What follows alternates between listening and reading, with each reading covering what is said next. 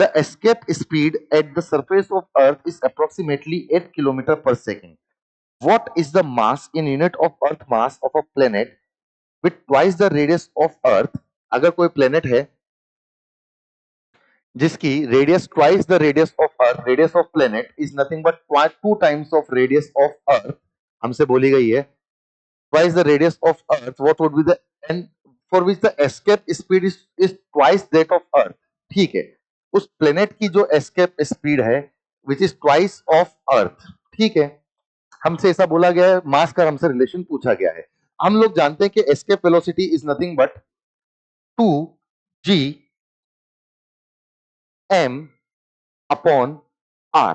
अगर मैं प्लेनेट के लिए लिखता हूं तो प्लेनेट की का मास लिखूं और प्लेनेट की रेडियस लिखूं, which is nothing but twice of 2g mass of earth upon radius of earth. ठीक है, यहां पर बेसिकली प्लेनेट का मास हम लोग लिख सकते हैं 2re. re will get cancel out, g and g will cancel out, 2 and 2 will get cancel out here. So basically हमें यहां पर दिखता है mass of planet by 2 is nothing but 4 times mass of earth.